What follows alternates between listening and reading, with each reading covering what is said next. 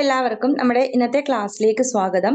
നമ്മൾ ഇന്ന് എടുക്കാൻ പോകുന്നത് 10th കെമിസ്ട്രിയിലെ ഒന്നാമത്തെ ചാപ്റ്ററായ പീരിയോഡിക് ടേബിളും ഇലക്ട്രോൺ വിന്യാസവും എന്ന ക്ലാസ് ആണ്. ഇത് നമുക്ക് രണ്ട് പാർട്ടായിട്ടാണ് പഠിക്കാനുള്ളത്. ഒന്ന് പീരിയോഡിക് ടേബിൾ, ഇലക്ട്രോൺ വിന്യാസം. ഈ പീരിയോഡിക് ടേബിൾ എന്ന ചാപ്റ്റർ നമ്മൾ 9th നന്നായിട്ട് പഠിച്ച കാര്യങ്ങൾ തന്നെയാണ്. അതിന്റെ ബേസിക് കാര്യങ്ങളെയും കൂടി ഉൾപ്പെടുത്തിയിട്ടാണ് നമ്മൾ ഇലക്ട്രോൺ വിന്യാസം എന്ന ചാപ്റ്റർ എടുക്കുന്നത്. ഇവിടെ നോക്കിക്കേ, നമ്മള് മൂലകങ്ങളെ കൃത്യമായിട്ടും വർഗീകരിച്ചിരിക്കുന്ന ഒരു ടേബിൾ ആണ് പീരിയോഡിക് ടേബിൾ എന്ന് പറയുന്നത്. അപ്പൊ അതിന്റെ ചരിത്രം പറയുകയാണെങ്കിൽ മൂലകങ്ങളെ ലോഹങ്ങളെന്നും അലോഹങ്ങളെന്നും രണ്ടായിട്ട് ലാവോസിയർ വർഗീകരിച്ചിരുന്നു. അതിനുശേഷം മെൻഡലിയേഫ് വന്ന് അറ്റോമിക മാസിന്റെ ആരോഹണ ക്രമത്തില് മൂലകങ്ങളെ വർഗീകരിച്ചു. അവിടെ നമുക്ക് ഗ്രൂപ്പുകളും പീരിയഡുകളും ഉണ്ടായി. എന്നാൽ ഇന്ന് നമ്മൾ ഉപയോഗിക്കുന്ന മോഡേൺ പീരിയോഡിക് ടേബിൾ അല്ലെങ്കിൽ ആധുനിക ആവർത്തന പട്ടികയില് ആറ്റോമിക നമ്പറിന്റെ ഇൻക്രീസിങ് ഓർഡറിൽ ആരോഹണ ക്രമത്തിലാണ് നമ്മൾ മൂലകങ്ങളെ വർഗീകരിച്ചിരിക്കുന്നത്. അപ്പൊ ഒരു മൂലകത്തിന്റെ അറ്റോമിക നമ്പർ അറിയാമെങ്കിൽ ആ പീരിയോഡിക് ടേബിളിൽ അതിന്റെ സ്ഥാനം, അതുപോലെ ബാക്കി ആ ഒരു മൂലകത്തിൻ്റെതായിട്ടുള്ള എല്ലാ കാര്യങ്ങളെയും നമുക്ക് കണ്ടുപിടിക്കാൻ വേണ്ടി പറ്റും. ഇവിടെ ഉദാഹരണം പറയുകയാണെങ്കിൽ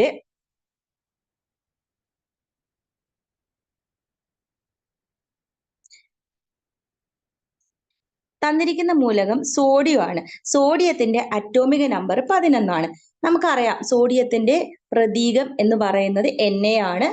കാരണം അതിന്റെ ലാറ്റിൻ നെയിം നാട്രിയം ആണ്. അതിൽ നിന്നാണ് Na എന്ന് പറയുന്ന പ്രതീകം സിമ്പല് വരുന്നത്. അപ്പൊ അതിൽ 11 ഇതിന്റെ അറ്റോമിക് നമ്പർ എന്ന് നമുക്ക് പീരിയോഡിക് ടേബിളിൽ നിന്നും കിട്ടുന്ന ഒരു വിവരമാണ്. അതിൽ നിന്നും നമുക്ക് സാധാരണ ഷെൽ വൈസ് നമ്മൾ ഇവിടെ സബ് ഷെൽ പഠിക്കുന്നുണ്ടെങ്കിലും 9th ക്ലാസ്സിൽ നമ്മൾ പഠിച്ചിട്ടുണ്ട്. ഷെല്ല് ക്രമീകരണത്തിൽ അല്ലെങ്കിൽ ഷെല്ല് ഉപയോഗിച്ചുകൊണ്ട് ഇലക്ട്രോണുകളെ ഊർജം കൂടുന്ന ക്രമത്തിൽ വിന്യസിക്കാൻ വേണ്ടി നമുക്കറിയാം. അപ്പൊ ആ രീതിയിൽ നമ്മൾ എന്ത് പഠിച്ചിട്ടുണ്ട്? സോഡിയത്തിന്റെ അറ്റോമിക നമ്പർ കിട്ടിക്കഴിഞ്ഞാൽ അതിന്റെ ഇലക്ട്രോൺ വിന്യാസം എഴുതാൻ നമുക്കറിയാം. ഇവിടെ തന്നിരിക്കുന്നു സോഡിയത്തിന്റെ ഇലക്ട്രോൺ വിന്യാസം 281. ഇവിടെ അവസാനമായിട്ട് വരുന്ന നമ്പർ എന്ന് പറയുന്നത് ബാഹ്യതമ ഷെല്ലിൽ വരുന്ന ഇലക്ട്രോണിന്റെ എണ്ണം 1. സോ അതാണ് നമ്മുടെ സോഡിയത്തിന്റെ ഗ്രൂപ്പ് നമ്പർ.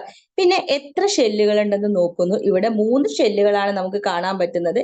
KLM. കെ ഷെല്ലിൽ 2 ഇലക്ട്രോണുകളും എൽ ഷെല്ലിൽ 8 ഇലക്ട്രോണുകളും എം ഷെല്ലിൽ 1 ഇലക്ട്രോണുമാണ് ഇവിടെ ഉള്ളത്. അതുകൊണ്ട് തന്നെ ഇവിടെയുള്ള ഷെല്ലിന്റെ നമ്പറുകളുടെ എണ്ണം എന്ന് പറയുന്നത് 3. സോ ഇവിടുത്തെ പീരിയഡ് നമ്പർ 3 നമുക്ക് കിട്ടും. അതിനുശേഷം നമുക്ക് എന്ത് കിട്ടി? ഇവിടെ നോക്കിക്കോ, ഇത്രയും കൂടി നമ്മൾ നോക്കുന്ന സമയത്ത് ഇതിന്റെ ലോഹം നമുക്കറിയാം. പീരിയോഡിക് ടേബിളില് ഇവിടെ ഇടത് നിന്ന് വലതിലോട്ടാണ് നമ്മൾ മൂലകങ്ങളെ നോക്കുന്നതെങ്കിൽ പീരിയോഡിക് ടേബിളിന്റെ ഇടതുവശത്ത് വരുന്ന മൂലകങ്ങൾ ലോഹങ്ങളും വലതുവശത്തോട്ട് പോകും തോറും അതിന്റെ ലോഹ സ്വഭാവം കുറഞ്ഞ് എന്തായി മാറുകയും ചെയ്യുന്നു? അലോഹങ്ങളായി മാറുകയും ചെയ്യുന്നു. ഇവിടെ നമ്മുടെ പീരിയോഡിക് ടേബിളിൽ എടുത്ത് നോക്കിയ സമയത്ത് നമുക്ക് മനസ്സിലായ കാര്യം, സോഡിയം എന്ന് പറയുന്നത് ഒരു 1ാം ഗ്രൂപ്പ് മൂലകമാണ്. അത് ഏറ്റവും ഇടതുവശത്തായിട്ടാണ് വരുന്നത്. അതുകൊണ്ട് തന്നെ അതിന്റെ സ്വഭാവം അല്ലെങ്കിൽ സോഡിയം എന്ന് പറയുന്നത് ഒരു ലോഹമാണ്. അതിനുശേഷമുള്ളതാണ് സംയോജകത. എന്താണ് സംയോജകത എന്ന് പറഞ്ഞാല്? സംയോജകത എന്ന് പറഞ്ഞാൽ ഇത്രയേ ഉള്ളൂ. എന്താ സംയോജകത എന്ന് പറഞ്ഞാൽ? രാസപ്രവർത്തനത്തിൽ പങ്കെടുക്കുന്ന സമയത്ത് ഈ വിട്ടുകൊടുക്കുകയോ സ്വീകരിക്കുകയോ അല്ലെങ്കിൽ പങ്കുവയ്ക്കുകയോ ചെയ്യുന്ന ഇലക്ട്രോണിന്റെ എണ്ണത്തിനെയാണ് സംയോജകത അഥവാ വാലൻസി എന്ന് പറയുന്നത്. ഇവിടെ ഈ ഒരു സോഡിയം നമ്മൾ കൺസിഡർ ചെയ്യുന്ന സമയത്ത് സോഡിയം രാസപ്രവർത്തനത്തിൽ പങ്കെടുക്കുന്ന സമയത്ത് ഒരു ഇലക്ട്രോണിനെയാണ് വിട്ടുകൊടുക്കുന്നത്. അതുകൊണ്ട് അതിന്റെ സംയോജകത എന്ന് പറയുന്നത് 1. ഇനി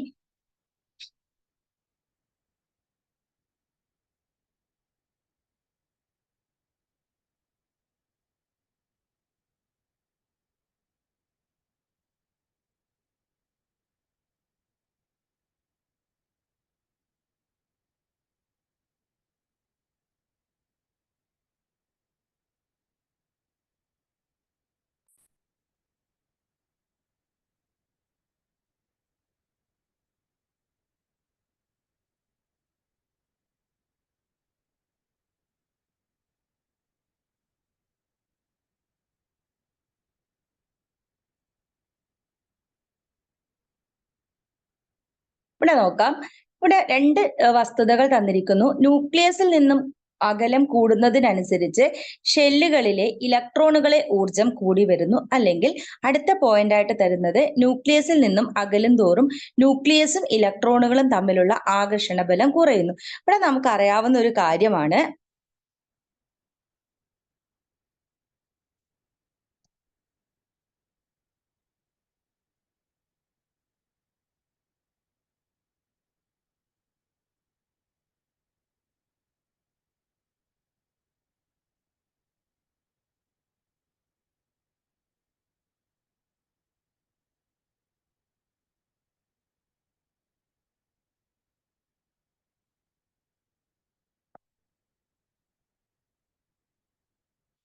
നമ്മൾ ബോർ മാതൃക പ്രകാരം നമ്മൾ ഇലക്ട്രോണുകളുടെ വിന്യാസത്തെയും ആറ്റത്തിന്റെ മാതൃകയെ കുറിച്ചൊക്കെ നമ്മൾ പഠിച്ചിട്ടുണ്ട്.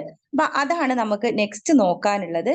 ഒരു മൂലകം തന്നു കഴിഞ്ഞാല് അതിന്റെ അറ്റോമിക നമ്പർ അറിയാമെങ്കിൽ നമ്മൾ ഇലക്ട്രോൺ വിന്യാസം എഴുതുന്നു. അപ്പൊ നമ്മൾ ബോർ മാതൃക പ്രകാരം സൂചിപ്പിക്കുന്ന സമയത്ത് നമുക്കറിയാം ആറ്റത്തിനകത്ത് ഒരു ന്യൂക്ലിയസ് ഉണ്ട്. ആ ന്യൂക്ലിയസിനകത്ത് പ്രോട്ടോണുകളെയും ന്യൂട്രോണുകളെയും നമ്മൾ ഉൾക്കൊള്ളിച്ചിരിക്കുന്നു. അതിനു ചുറ്റും നിശ്ചിത എനർജിയിൽ എന്തടങ്ങിയിരിക്കുന്നു? ഷെല്ലുകൾ കണ്ടെയ്ൻ ചെയ്യുന്നുണ്ട്. ആ ഓരോ ഷെല്ലിലും നിശ്ചിത എണ്ണം ഇലക്ട്രോണുകൾ ഉണ്ട്. ഈ കാര്യങ്ങൾ നമുക്ക് ഓൾറെഡി അറിയാവുന്ന കാര്യമാണ്. അപ്പൊ നമുക്കറിയാം ഇവിടെ നമ്മുടെ ഇലക്ട്രോൺ വിന്യാസം നമുക്ക് സോഡിയത്തിൻ്റെത് 281 തന്നിരിക്കുന്നു. അപ്പൊ നമുക്കതിനെ വിന്യസിക്കുന്ന സമയത്ത് ആദ്യത്തെ ഷെല്ലിൽ 2 ഇലക്ട്രോണുകളെയും രണ്ടാമത്തെ ഷെല്ലിൽ 8 ഇലക്ട്രോണുകളെയും നമുക്ക് ഉൾക്കൊള്ളിക്കാം. അവസാന ഷെല്ലിൽ 1 ഇലക്ട്രോണിനെയാണ് ഉൾക്കൊള്ളിക്കുന്നത്. ഇവിടെ ഈ ന്യൂക്ലിയസും ഈ ഇലക്ട്രോണുകളും നമ്മൾ നോക്കുന്ന സമയത്ത് ഇത് കെ ഷെല്ലിലാണ്, ഇത് എൽ ഷെല്ലിലാണ്, ഇത് എം ഷെല്ലിലാണ്. ഇവിടെ നിന്നും കെ എൽ എം ഷെല്ലുകൾ കൺസിഡർ ചെയ്യുമ്പോൾ ഏറ്റവും ഊർജം കുറഞ്ഞ ഷെല്ലെന്ന് പറയുന്നത് കെ ഷെല്ലും ആ കെ ഷെല്ലിനേക്കാളും ഊർജം കൂടുതൽ എൽ ഷെല്ലിനും എൽ ഷെല്ലിനേക്കാൾ ഊർജം കൂടുതൽ എം ഷെല്ലിലുമാണ്.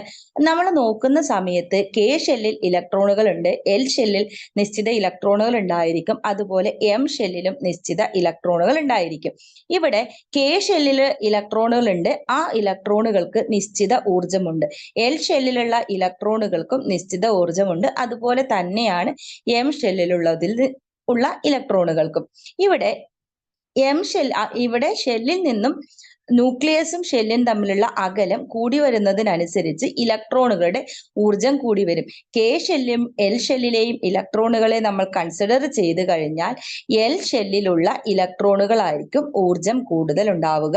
ഇനി കെ എൽ എം എന്നീ 3 ഷെല്ലുകളെ നമ്മൾ കൺസിഡർ ചെയ്ത് കഴിഞ്ഞാൽ ന്യൂക്ലിയസിൽ നിന്നും വളരെ അകലത്തിൽ നിൽക്കുന്ന എം ഷെല്ലിലുള്ള ഇലക്ട്രോണുകൾക്കായിരിക്കും ഊർജം കൂടുതൽ.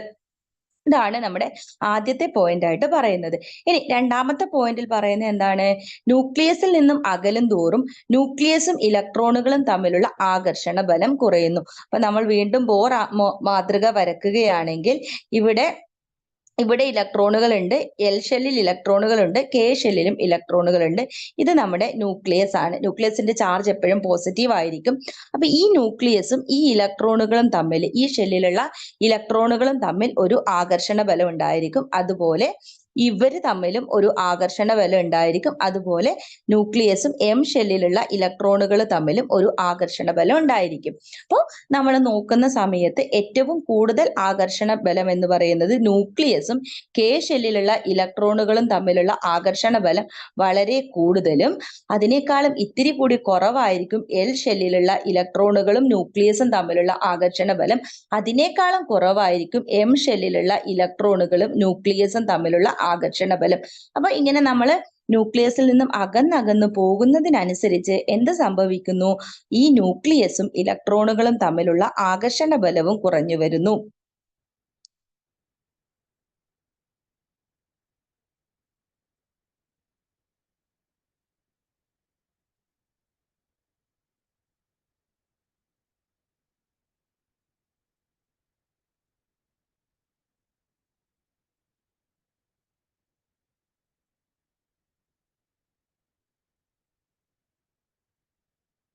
ഇവിടെ നമുക്ക് ഉദാഹരണത്തിന് കുറച്ച് മൂലകങ്ങൾ തന്നിട്ടുണ്ട്.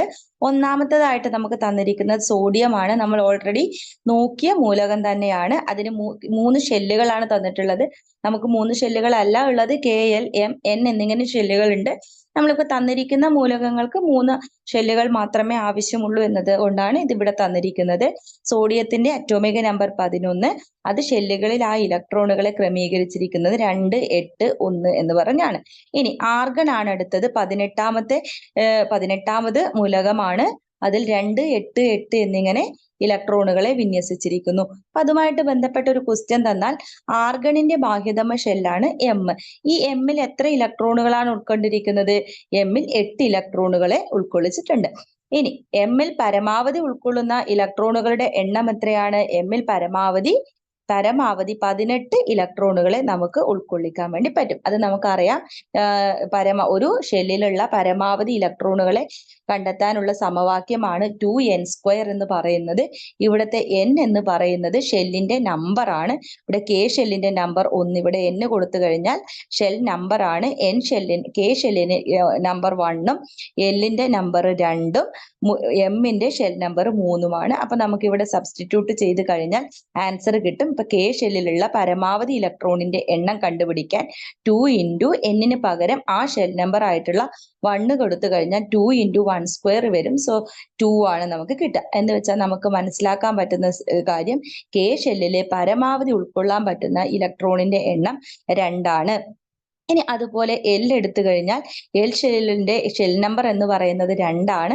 നമുക്ക് 2n² എന്ന് പറയുന്ന സമവാക്യം വെച്ച് നോക്കിയാൽ 2 × 2² = 2 × 4 = 8. അപ്പൊ പരമാവധി L ഷെല്ലിന് ഉൾക്കൊള്ളാൻ പറ്റുന്ന ഇലക്ട്രോണുകളുടെ എണ്ണം എന്ന് പറയുന്നത് 8 ആണ്. ഈ രീതിയിൽ നമുക്ക് എല്ലാ ഷെല്ലുകളിലും ഉൾക്കൊള്ളിക്കാൻ പറ്റുന്ന പരമാവധി ഇലക്ട്രോണിന്റെ എണ്ണം കണ്ടുപിടിക്കാം. L ഷെല്ലിൽ പരമാവധി 2 ഇലക്ട്രോണുകളും K ഷെല്ലിൽ പരമാവധി 2 ഇലക്ട്രോണുകളും L ഷെല്ലിൽ പരമാവധി 8 ഇലക്ട്രോണുകളും M ഷെല്ലിൽ പരമാവധി 18 ഇലക്ട്രോണുകളും N ഷെല്ലിൽ പരമാവധി 32 ഇലക്ട്രോണുകളെയും ഉൾക്കൊള്ളിക്കാൻ പറ്റും. ഈ ഒരു രീതിയിലാണ്, ഈ ഒരു മാനദണ്ഡം വെച്ചുകൊണ്ടാണ് നമ്മൾ എന്ത് ചെയ്യുന്നത്? ഷെൽ ക്രമത്തിൽ ഇലക്ട്രോണുകളെ വിന്യസിച്ചിരിക്കുന്നത്. ഇനി ഒരു ക്വസ്റ്റ്യൻ തരികയാണ്. പൊട്ടാസ്യം എന്ന മൂലകത്തിന്റെ അറ്റോമിക നമ്പർ 19 ആണ്. അങ്ങനെയാണെങ്കിൽ നമ്മൾ പഠിച്ച ഒരു രീതിയിൽ നമ്മുടെ പൊട്ടാസ്യത്തിന്റെ ഇലക്ട്രോൺ വിന്യാസം എങ്ങനെയായിരിക്കും? ഷെൽ ക്രമത്തിൽ നമ്മൾ 2, 8, 9 എന്നാണ് എഴുതേണ്ടത്. നമ്മൾ പഠിച്ച രീതിയിൽ എങ്ങനെയാണ് എഴുതേണ്ടത്? എന്നാൽ യഥാർത്ഥത്തിൽ പൊട്ടാസ്യത്തിന്റെ ഇലക്ട്രോൺ വിന്യാസം വരുന്നത് 2, 8, 8, 1 എന്ന രീതിയിലാണ്. അപ്പോൾ എന്തുകൊണ്ടാണ്? നമ്മുടെ KL, M ഷെല്ലുകളാണുള്ളത്. M ഷെല്ലിൽ പരമാവധി 18 ഇലക്ട്രോണുകളെ ഉൾക്കൊള്ളിക്കാൻ പറ്റും. ആ 18 ഇലക്ട്രോണുകളും തീർന്നു കഴിഞ്ഞ് പിന്നെയും ഇലക്ട്രോണുകൾ വന്നാലാണ് എന്ത് ചെയ്യുക? N ഷെല്ലിലേക്ക് സാധാരണയായിട്ട് പോവുക. പക്ഷെ ഇവിടെ M ഷെല്ലിന് പരമാവധി 18 ഇലക്ട്രോണുകളെ ഉൾക്കൊള്ളിക്കാൻ കഴിയുമെന്നിരിക്കെ നമ്മുടെ പൊട്ടാസ്യത്തിന്റെ ഇലക്ട്രോൺ വിന്യാസം 2, 8, 8, 1, അതായത് ഇവിടെ 9 കംപ്ലീറ്റ് ആകാതെ തന്നെ എങ്ങനെയാണ് N ഷെല്ലിലേക്ക് ഒരു ഇലക്ട്രോണുകൾ പോയത്? ഇതിന്റെ ആൻസർ ആണ് നമുക്ക് എന്തിൽ കിട്ടുക? സബ്ഷെൽ ഇലക്ട്രോൺ വിന്യാസം എന്നതിൽ നമുക്ക് കിട്ടുക. അപ്പൊ അതാണ് നമ്മൾ നെക്സ്റ്റ് നോക്കാൻ പോകുന്നത്. എന്താണ് സബ്ഷെൽ ഇലക്ട്രോൺ വിന്യാസം? എങ്ങനെയാണ് സബ്ഷെൽ ഇലക്ട്രോൺ വിന്യാസം എഴുതുക? എന്തൊക്കെ മാനദണ്ഡങ്ങളാണ് നമ്മൾ ഒന്നിന്റെ സബ്ഷെൽ ഇലക്ട്രോൺ വിന്യാസം എഴുതുമ്പോൾ ശ്രദ്ധിക്കേണ്ടത്? ഇവിടെ നമുക്ക് തന്നിട്ടുള്ള ഒരു കോളം തന്നിട്ടുണ്ട്. അതില് ഷെൽ നമ്പർ, സബ്ഷെല്ലിനെ സൂചിപ്പിക്കുന്ന രീതി ഇത് തന്നിട്ടുണ്ട്. അപ്പൊ ഇത് നമ്മൾ പഠിക്കുന്നതിന് മുമ്പായിട്ട് എന്താണ് ഓരോ സബ്ഷെല്ല് എന്നത് നമ്മൾ പഠിച്ചിരിക്കണം. നമ്മൾക്ക് അറിയാവുന്ന കാര്യങ്ങൾ ഒന്നുകൂടി നമുക്ക് റിവൈൻഡ് ചെയ്യാം. എന്താണ്? നമുക്കറിയാം മുഖ്യ ഊർജ നിലകൾ എന്ന് നിങ്ങൾ കേട്ടിട്ടുണ്ടാവും. എന്താണ്? ഷെല്ലിനെയാണ് നമ്മൾ മുഖ്യ ഊർജ നിലകൾ എന്ന് പറയുന്നത്. നമ്മുടെ KL, M, N ഷെല്ലുകളെയാണ് നമ്മൾ മുഖ്യ ഊർജ നിലകൾ എന്ന് പറയുന്നത്. ഈ മുഖ്യ ഊർജ നിലകളിൽ ക്രമീകരിക്കുന്ന ഇലക്ട്രോണുകളെ, ഊർജത്തിന്റെ അടിസ്ഥാനത്തിൽ വിന്യസിച്ചിരിക്കുന്ന ഇലക്ട്രോണുകളെയാണ് നമ്മൾ ഷെൽ ഇലക്ട്രോൺ വിന്യാസം എന്ന് പറയുന്നത്.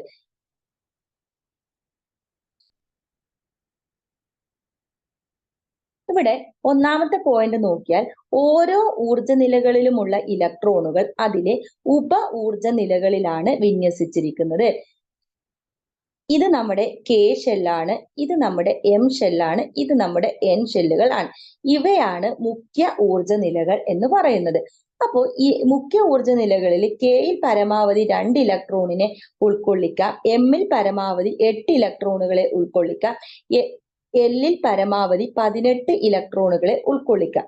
ഈ കെയിലുള്ള ഇലക്ട്രോണുകളെ ഇതിനിടയിലായിട്ട് ഉപ ഊർജ നിലകൾ ഉണ്ടായിരിക്കും. അതുപോലെ എമ്മിനും എന്നിനും ഇടയിലും ഉപ ഊർജ നിലകൾ ഉണ്ടായിരിക്കും. നേരെ മുകളിലോട്ട് പോയാൽ അവിടെയും നമുക്ക് ഉപ ഊർജ നിലകൾ ഉണ്ടായിരിക്കും. ഇവിടെയുള്ള കെ ഷെല്ലിലുള്ള ഇലക്ട്രോണുകളെ വിന്യസിക്കുന്നത് എവിടെയാണ്? കെ ഷെല്ലിന്റെ ഉപ ഊർജ നിലകളിലായിരിക്കും വിന്യസിക്കുക. അതുപോലെ എം ഷെല്ലിലുള്ള ഇലക്ട്രോണുകളെ വിന്യസിക്കുന്നത് എം ഷെല്ലിന്റെ ഉപ ഊർജ നിലകളിലായിരിക്കും.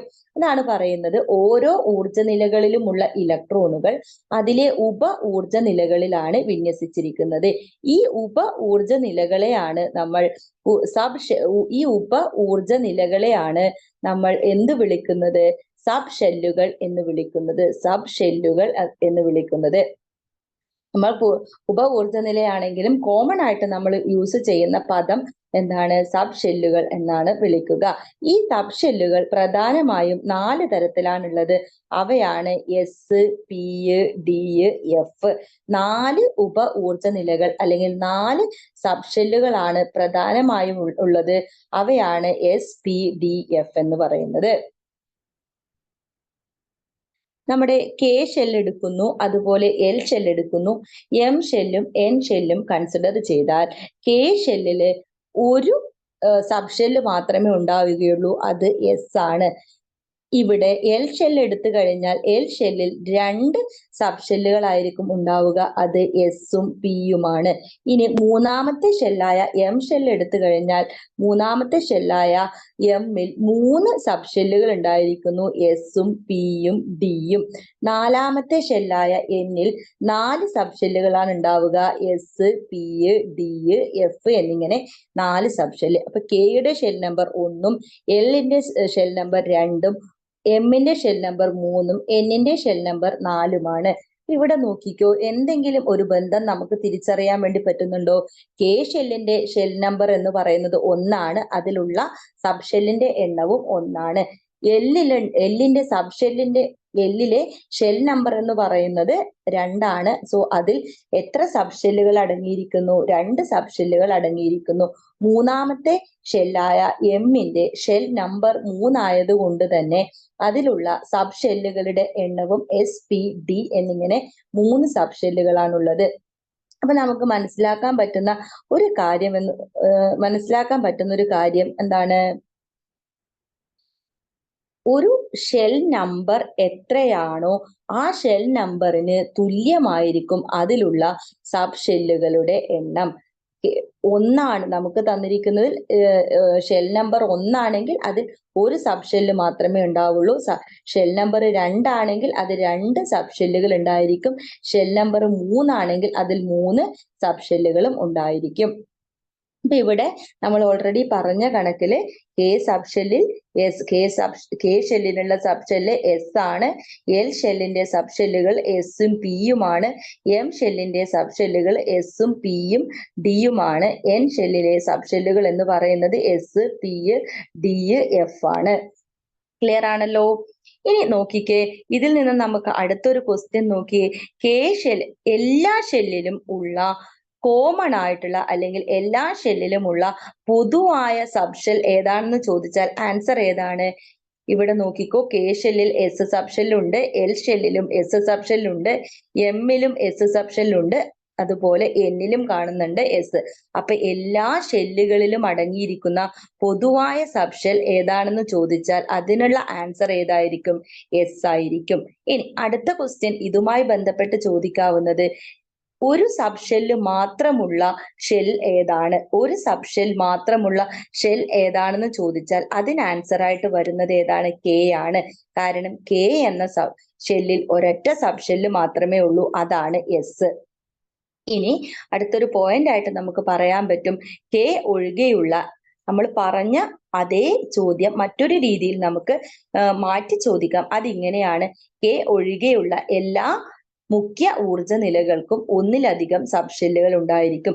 കെക്ക് മാത്രമാണ്, കെ എന്ന് പറയുന്ന മുഖ്യ ഊർജ നിലയ്ക്ക് മാത്രമാണ് ഒരു സബ്ഷെല്ല് മാത്രം കാണപ്പെടുന്നത്. അത് എസ് സബ്ഷെല്ലാണ്. എന്നാൽ കെ ഒഴികെയുള്ള ബാക്കി എല്ലാ മുഖ്യ ഊർജ നിലകൾക്കും ഒന്നിലധികം സബ്ഷെല്ലുകൾ കാണാൻ വേണ്ടി സാധിക്കും.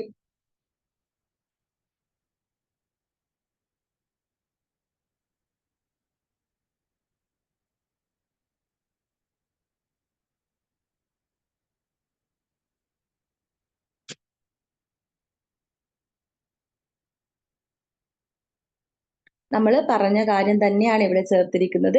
കെ ഷെൽ നമ്പർ 1 അതിൽ ഒരു സബ്ഷെല്ല് മാത്രമേ ഉള്ളൂ. എല് രണ്ടാമത്തെ ഷെല്ലാണ്. എസും പിയുമാണ് അതിൽ അടങ്ങിയിരിക്കുന്ന സബ്ഷെല്ലുകൾ. മൂന്നാമത്തെ ഷെല്ല് എം ആണ്, അതിൽ എസും പിയും ഡിയും അടങ്ങിയിരിക്കുന്നു. N നാലാമത്തെ ഷെല്ലാണ്, അതിൽ SP, DF എന്ന് പറയുന്ന 4 സബ്ഷെല്ലുകൾ അടങ്ങിയിരിക്കുന്നു. ഇനി എല്ലാ സബ്ഷെല്ലിലുമുള്ള പൊതുവായ സബ്ഷെല്ലാണ് എസ്.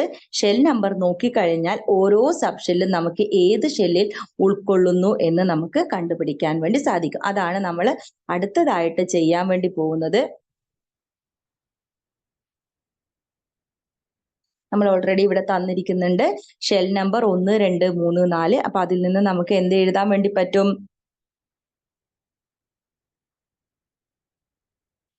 ഇത് കെ ഷെല്ലാണെന്നും ഇത് എൽ ഷെല്ലാണെന്നും ഇത് എം ഷെല്ലാണെന്നും ഇത് എൻ ഷെല്ലാണെന്നും നമുക്ക് എഴുതാൻ വേണ്ടി സാധിക്കും.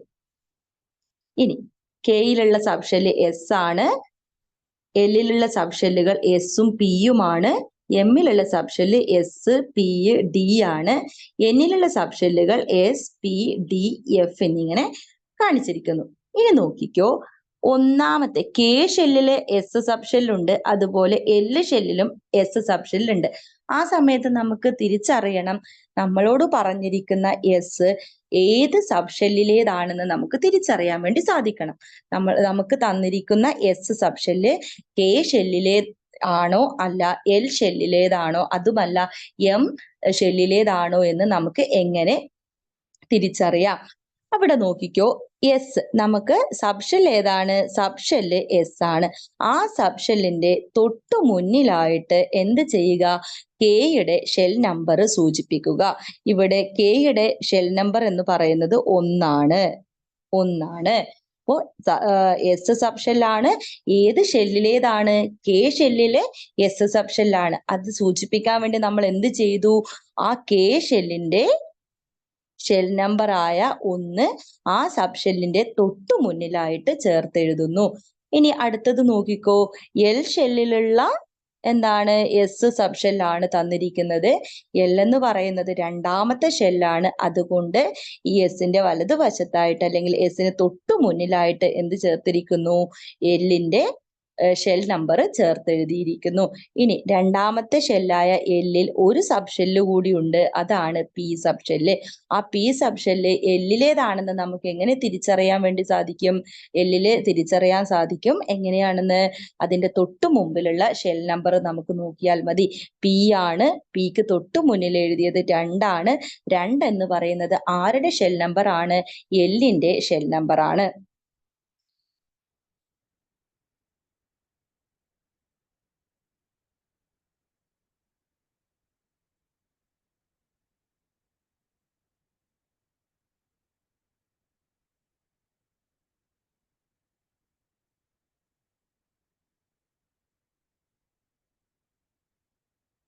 അങ്ങനെയാണെങ്കിൽ മൂന്നാമത്തെ ഷെല്ല് എൻ ഷെല്ലാണ്.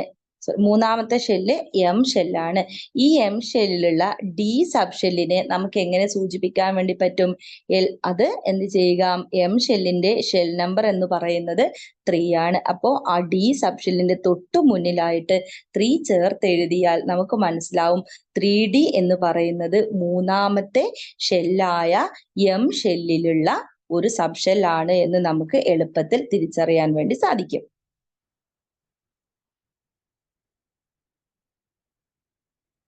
അതുപോലെ തന്നെയാണ് നമുക്ക് എൻ ഷെല്ലിൻ്റെതും എഴുതാൻ വേണ്ടി സാധിക്കുക.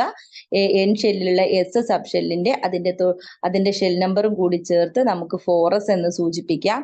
അതുപോലെ പി ആണെങ്കിൽ അതിനെ 4p എന്നും, ഡി ആണെങ്കിൽ അത് 4d ആണെന്നും, എഫ് ആണെങ്കിൽ അതിനെ 4f എന്നും സൂചിപ്പിക്കാൻ വേണ്ടി സാധിക്കും.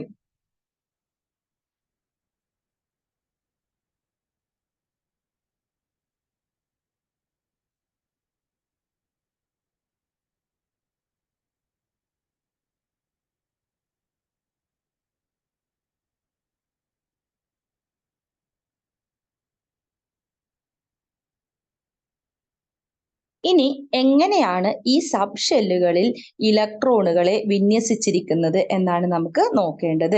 ഓൾറെഡി നമ്മൾ പഠിച്ച കാര്യങ്ങളാണ് എന്ത്, ഒരു ഷെല്ലിൽ എങ്ങനെയാണ് ഇലക്ട്രോണുകളെ വിന്യസിക്കുന്നതെന്ന്. നമ്മളിവിടെ 2n² എന്ന സമവാക്യം വെച്ച് കണ്ടെത്തിയിട്ടുണ്ട്. എന്താണ്, ഓരോ ഷെല്ലിലും ഉൾക്കൊള്ളാവുന്ന പരമാവധി ഇലക്ട്രോണിന്റെ എണ്ണം അതിവിടെ തന്നിരിക്കുന്നു.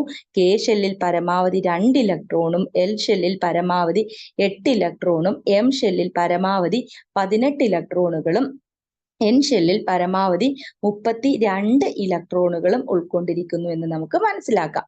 ഇനി നമുക്ക് എന്ത് ചെയ്യണം, തന്നിരിക്കുന്ന ഇലക്ട്രോണുകളെ വിന്യസിക്കണം. ഇവിടെ രണ്ടാമത്തെ പോയിന്റ് ആയിട്ട് നമ്മൾ പഠിച്ചത് കെ ഷെല്ലിൽ അടങ്ങിയിരിക്കുന്ന അല്ലെങ്കിൽ കെ ഷെല്ലിന്റെ സബ് ഷെല്ലാണ് 1s എന്നത് നമ്മൾ പഠിച്ചു.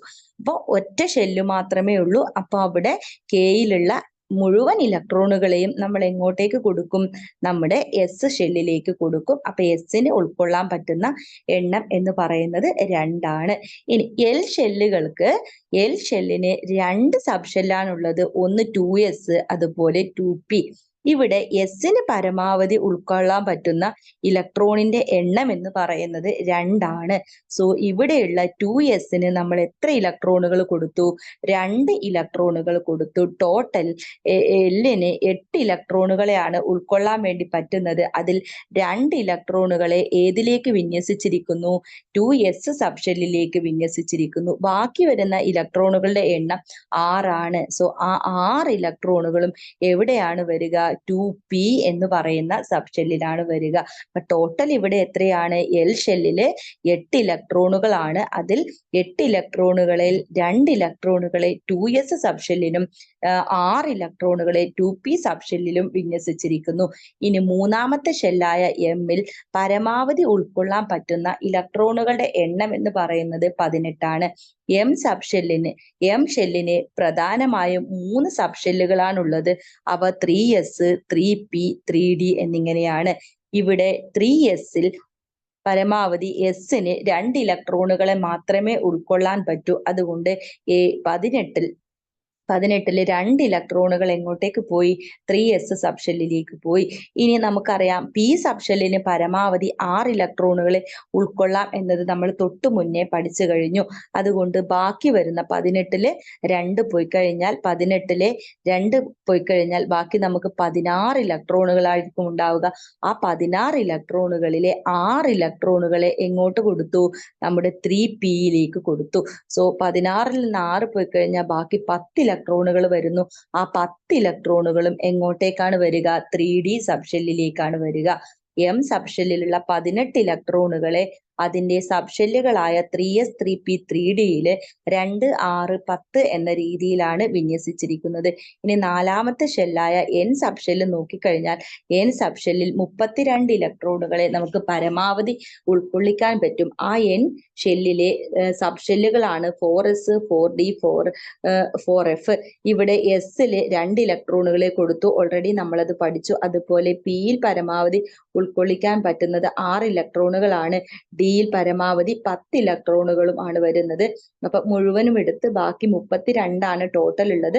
32ൽ നിന്ന് 2, 6, 10 ഇത് പോയി കഴിഞ്ഞാൽ ബാക്കി വരുന്ന എണ്ണം എന്ന് പറയുന്നത് എത്രയാണ്, 14 ആണ്. എന്ന് വെച്ചാൽ ഡി സബ് ഷെല്ലിന് പരമാവധി ഉൾക്കൊള്ളിക്കാൻ പറ്റുന്ന ഇലക്ട്രോണിന്റെ എണ്ണം 10ഉം അതുപോലെ എഫ് സബ് ഷെല്ലിന് പരമാവധി ഉൾക്കൊള്ളിക്കാൻ പറ്റുന്ന ഇലക്ട്രോണുകളുടെ എണ്ണം 14ഉം പി സബ് ഷെല്ലിന് പരമാവധി ഉൾക്കൊള്ളിക്കാൻ പറ്റുന്ന ഇലക്ട്രോണുകളുടെ എണ്ണം 6ഉം എസ് സബ് ഷെല്ലിന് പരമാവധി ഉൾക്കൊള്ളിക്കാൻ പറ്റുന്ന ഇലക്ട്രോണുകളുടെ എണ്ണം 2ഉമാണ്.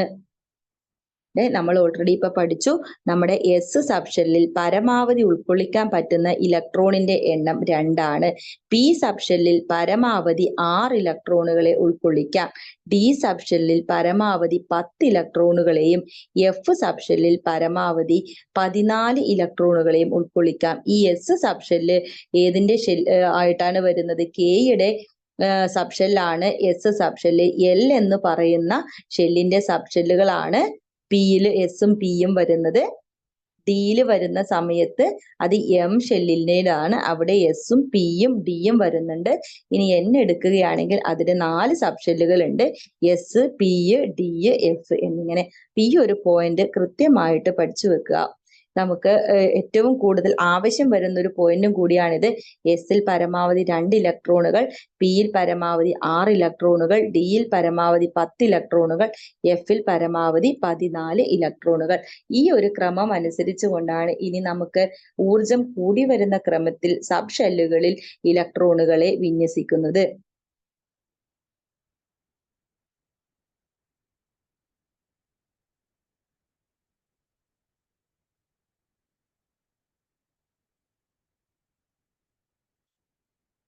ഇനി എന്താണ് സബ്ഷെൽ ഇലക്ട്രോൺ വിന്യാസം എന്നത് നോക്കാം. സബ്ഷെൽ ഇലക്ട്രോൺ വിന്യാസം എന്ന് പറഞ്ഞാൽ ആറ്റത്തിലെ ഇലക്ട്രോണുകൾ സബ്ഷെല്ലിൽ വിന്യസിക്കപ്പെടുമ്പോൾ ഊർജം കുറഞ്ഞ സബ്ഷെല്ലുകളിൽ നിന്ന് കൂടിയതിലേക്ക് ക്രമമായി നിറയുകയാണ് ചെയ്യുന്നത്.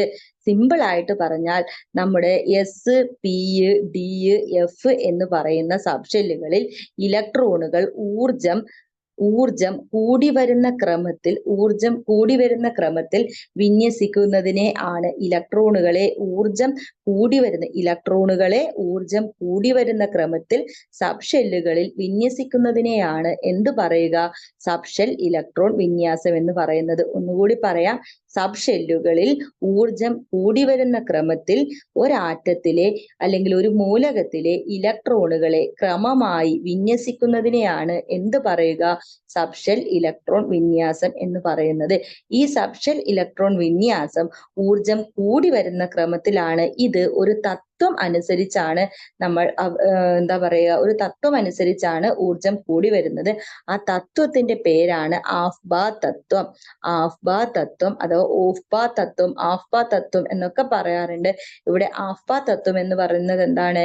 ഇലക്ട്രോണുകൾ ഊർജം കൂടി വരുന്ന ക്രമത്തിൽ സബ്ഷെല്ലുകളിൽ വിന്യസിക്കപ്പെടുന്നതിന്റെ ക്രമം ഏത് അടിസ്ഥാനത്തിലാണ് നടത്തുന്നത്? ആഫ്ബാ തത്വത്തിന്റെ അടിസ്ഥാനത്തിലാണ് നടത്തുന്നത്.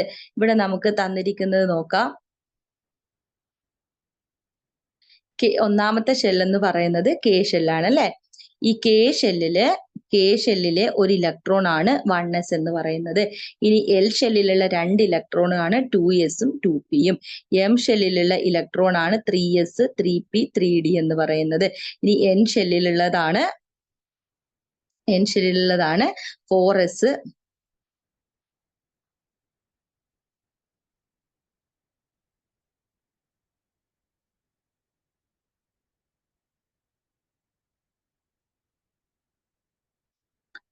4s, 4p, 4d, 4f. താഴെ 5s അതിങ്ങനെ നമുക്ക് കണ്ടിന്യൂസ് ആയിട്ട് എഴുതിയിടാം. അത്രയൊന്നും നമുക്ക് ആവശ്യമില്ല. നമുക്ക് ആവശ്യമുള്ളത് എത്ര മാത്രമാണ്? 1s, 2s, 3s, 4s വരെയാണ്. അപ്പൊ ഇവിടെ നോക്ക്, നമ്മൾ നേരത്തെ പറഞ്ഞു ഏറ്റവും ആദ്യത്തെ പോയിന്റ് ആയിട്ട് നമ്മൾ പഠിച്ചതാണ് ന്യൂക്ലിയസിൽ നിന്നും അകന്നു പോകും തോറും ഷെല്ലുകളിലെ ഇലക്ട്രോണുകളുടെ ഊർജം കൂടി വരുന്നു എന്ന് പറയുന്നു. എന്ന് വെച്ചാൽ ന്യൂക്ലിയസിനോട് തൊട്ടടുത്തിരിക്കുന്ന ഷെല്ലിലുള്ള ഇലക്ട്രോണുകൾക്ക് ഊർജം കുറവായിരിക്കും. സോ കെ ഷെല്ലിനായിരിക്കും ഏറ്റവും ഊർജം കുറവ്. അതുകൊണ്ട് തന്നെ കെ ഷെല്ലിന്റെ സബ്ഷെല്ലായ 1s ഊർജം ഏറ്റവും കുറവ്. സോ എന്ത് ചെയ്യും? ഏറ്റവും ആദ്യമായി ഇലക്ട്രോണുകൾ നിറയുന്നത് എങ്ങോട്ടേക്കായിരിക്കും? 1s ഇലക്ട്രോണുകളിലായിരിക്കും. 1s ഇലക്ട്രോണിൽ പൂർണ്ണമായും ഇലക്ട്രോണുകൾ നിറഞ്ഞതിന് ശേഷം അതിനേക്കാളും കുറച്ചുകൂടി ഊർജം കൂടിയിരിക്കുന്ന 2s സബ്ഷെല്ലിലേക്കായിരിക്കും അടുത്തതായിട്ട് ഇലക്ട്രോണുകൾ വന്നു നിറയുന്നത്. 2s നിറഞ്ഞതിന് ശേഷം ബാക്കിയുള്ള ഇലക്ട്രോണുകൾ എന്ത് ചെയ്യുന്നു? ഊർജക്രമത്തിൽ 2pയിലേക്ക് എത്തുന്നു. 2s ഉം 2pയും ഏതിലെ ആണ്? എല്ല് ഷെല്ലിന്റെ സബ്ഷെല്ലുകളാണ് 2s ഉം 2pയും. പിന്നെയും ഇലക്ട്രോണുകൾ ബാക്കി വരുമ്പോഴാണ് അതിനേക്കാളും ഇത്തിരി കൂടി ഊർജം കൂടിയ എൽ ഷെല്ലിലുള്ള 3s സബ് ഷെല്ലിലേക്ക് എത്തുക. 3s സബ് ഷെല്ലിൽ ഇലക്ട്രോണുകൾ പൂർണ്ണമായും നിറഞ്ഞതിന് ശേഷം എങ്ങോട്ടേക്ക് പോകുന്നു? 3p പോകുന്നു. 3pയിലും ഇലക്ട്രോണുകൾ നിറഞ്ഞതിന് ശേഷം 4sൽ പോകുന്നു. അതിനുശേഷം 3d. ഈ ഒരു രീതിയിലായിരിക്കും ഇലക്ട്രോണുകൾ എന്ത് ചെയ്യുക? നിറയുന്നത്. അപ്പൊ ഇവിടെ നമുക്ക് അതിന്റെ ഓർഡർ തന്നിരിക്കുന്നു. ഏറ്റവും കുറഞ്ഞ ഊർജം എന്ന് പറയുന്നത് ആർക്കാണ്? 1sനാണ്. 1sൽ നിറഞ്ഞതിന് ശേഷം 2s, 2sന് ശേഷം 2p, 2p greater than 3s, 3p, 4s, 3d. ഈ ഒരു രീതിയിലാണ് എന്ത് ചെയ്യുക? ഇലക്ട്രോണുകൾ നിറയുക. നമുക്കൊരു ഉദാഹരണം എടുത്തു നോക്കാം.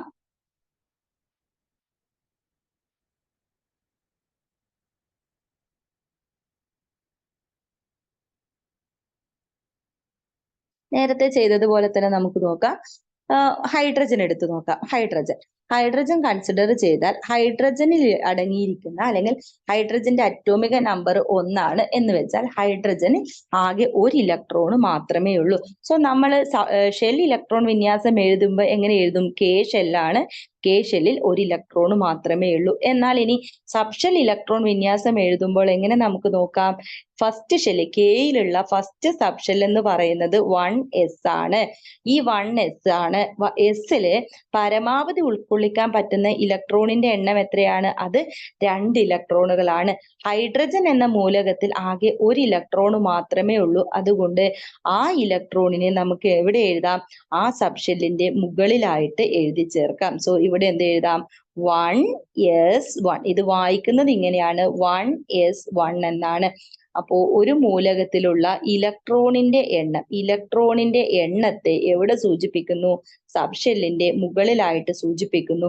ഇനി ഇതിന്റെ മുൻവശത്തായിട്ട് അല്ലെങ്കിൽ വലതുവശത്തായി സബ് ഷെല്ലിനോട് ചേർത്ത് എഴുതുന്നത് ഏതാണ്? അത് നമ്മൾ നേരത്തെ പഠിച്ചു കഴിഞ്ഞ കാര്യമാണ്. അത് ഷെൽ നമ്പർ ആണ്. സോ ഇവിടെ എങ്ങനെയാണ് ഹൈഡ്രജന്റേത് എഴുതുക? 1s1 എന്നാണ് ഹൈഡ്രജന്റെ സബ് ഷെൽ ഇലക്ട്രോൺ വിന്യാസമായിട്ട് എഴുതുക. തൊട്ടടുത്ത മൂലകം കൂടി കൺസിഡർ ചെയ്താൽ അത് ഹീലിയമാണ്. ഹീലിയത്തിന്റെ അറ്റോമിക നമ്പർ 2 ആണ് എന്ന് വെച്ചാൽ ഹീലിയത്തിൽ അടങ്ങിയിരിക്കുന്ന ഇലക്ട്രോണുകളുടെ എണ്ണം 2 ആണ്. സോ ഹീലിയത്തിന്റെ ഷെൽ ഇലക്ട്രോണിക് കോൺഫിഗറേഷൻ എഴുതുമ്പോൾ കെ ആണ്. കെയിൽ 2 ഇലക്ട്രോണുകളെ ഉൾക്കൊള്ളിക്കാൻ വേണ്ടി പറ്റും. സോ ഇവിടെ നമ്മൾ ഫസ്റ്റ് ആരാണ്? 1s ആണ്. 1sൽ എത്ര ഇലക്ട്രോണുകളെ ഉൾക്കൊള്ളിക്കാം? പരമാവധി sന് 2 ആയതുകൊണ്ട് ഹീലിയത്തിന്റെ സബ്ഷെൽ ഇലക്ട്രോൺ വിന്യാസം എങ്ങനെയാണ്? 1s2 എന്ന് നമുക്ക് എഴുതാം. തൊട്ടടുത്ത മൂലകമാണ് അടുത്തത് ലിഥിയമാണ്. ലിഥിയത്തിന്റെ അറ്റോമിക നമ്പർ 3 ആണ്. സോ നോർമൽ ഷെൽ ഇലക്ട്രോൺ വിന്യാസത്തിൽ നമുക്ക് എങ്ങനെ എഴുതാം? 2, 1 എന്ന് എഴുതാം. വെച്ചാൽ കെ ഷെല്ലിൽ 2 ഇലക്ട്രോണുകളും എൽ ഷെല്ലിൽ 1 ഇലക്ട്രോണുമാണ് ഉള്ളത്. ഇനി നമുക്ക് ഇതിന്റെ സബ്ഷെൽ ഇലക്ട്രോൺ വിന്യാസം എഴുതുന്ന സമയത്ത് ഏറ്റവും ആദ്യം ഇലക്ട്രോണുകൾ വന്ന് നിറയേണ്ടത് എവിടെയാണ്? 1sലാണ് ഏറ്റവും ആദ്യം ഇലക്ട്രോണുകൾ നിറയേണ്ടത്. എസിൽ പരമാവധി ഉൾക്കൊള്ളിക്കാൻ പറ്റുന്നത് എത്ര ഇലക്ട്രോൺ ആണ്? 2 ആണ്. സോ 1s2 എന്ന് എഴുതുക. അപ്പൊ ടോട്ടൽ ഇലക്ട്രോണുകളുടെ എണ്ണം എന്ന് പറയുന്നത് 3 ആണ്. അതിൽ 2 ഇലക്ട്രോണുകൾ എവിടെ പോയിരിക്കുന്നു? 1sലേക്ക് പോയിരിക്കുന്നു. ബാക്കിയുള്ള ഇലക്ട്രോൺ എന്ന് പറയുന്നത് 1 ആണ്. സോ 1s കഴിഞ്ഞാൽ അതിന് ശേഷം വരുന്ന ഊർജം കൂടിയ സബ് ഷെൽ എന്ന് പറയുന്നത് ആരാണ്? 2s ആണ്. സോ ബാക്കി വരുന്ന ഒരു സബ് ഷെൽ എവിടെയാണ് ഇലക്ട്രോൺ എവിടെയാണ് നിറഞ്ഞിരിക്കുന്നത്? ഈ 2sലേക്കായിരിക്കും. അതുകൊണ്ട് തന്നെ ലിഥിയത്തിന്റെ സബ് ഷെൽ ഇലക്ട്രോൺ വിന്യാസം എങ്ങനെ എഴുതാം? 1s2 2s1 എന്ന് എഴുതാം. ലിഥിയത്തിന്റെ എങ്ങനെയാണ് എഴുതിയിരിക്കുന്നത്? ലിഥിയത്തിന്റെ ഇലക്ട്രോൺ വിന്യാസം, സബ്ഷെൽ ഇലക്ട്രോൺ വിന്യാസം 1s2 2s1 ആണ്. ഇവിടെ ഈ തൊട്ടു മുന്നിൽ സൂചിപ്പിക്കുന്ന സബ്ഷെല്ലിന്റെ തൊട്ടു മുന്നിൽ എഴുതിയിരിക്കുന്ന സംഖ്യ ഷെൽ നമ്പറിനെയും സബ്ഷെല്ലിന് മുകളിലായിട്ട് എഴുതിയിരിക്കുന്ന നമ്പർ അതിലടങ്ങിയിരിക്കുന്ന ഇലക്ട്രോണിന്റെ എണ്ണത്തെയുമാണ് കാണിക്കുന്നത്. ഇനി ഈ സബ്ഷെൽ ഇലക്ട്രോൺ വിന്യാസം എഴുതുമ്പോൾ ശ്രദ്ധിക്കേണ്ട ഏറ്റവും പ്രധാനപ്പെട്ട കാര്യം, നമ്മൾ സാധാരണ ഷെൽ ഇലക്ട്രോൺ വിന്യാസം എഴുതുമ്പോൾ 2,1 എന്നിങ്ങനെ എഴുതാറുണ്ട്. അതായത് ഇലക്ട്രോണുകളുടെ എണ്ണത്തിന് ഇടയിലായിട്ട് നമ്മൾ കോമ ഉപയോഗിക്കാറുണ്ട്.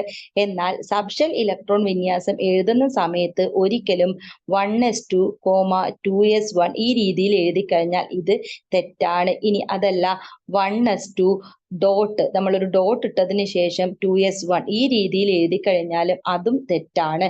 ഇനി അതുമല്ല 1s2 ഹൈഫൺ 2s1 ഈ രീതിയിൽ എഴുതി കഴിഞ്ഞാലും എന്താണ്? തെറ്റാണ്. സബ്ഷെൽ ഇലക്ട്രോൺ വിന്യാസം, ഒരു മൂലകത്തിന്റെ സബ്ഷെൽ ഇലക്ട്രോൺ വിന്യാസം എഴുതുമ്പോൾ ഒരിക്കലും സബ്ഷെല്ലുകളുടെ ഇടയിലായിട്ട് കോമയോ അതുപോലെ ഡോട്ടോ അല്ലെങ്കിൽ ഇൻറ്റു മാർക്കോ ഹൈഫണോ ഒന്നും തന്നെ എഴുതാൻ വേണ്ടി പാടില്ല.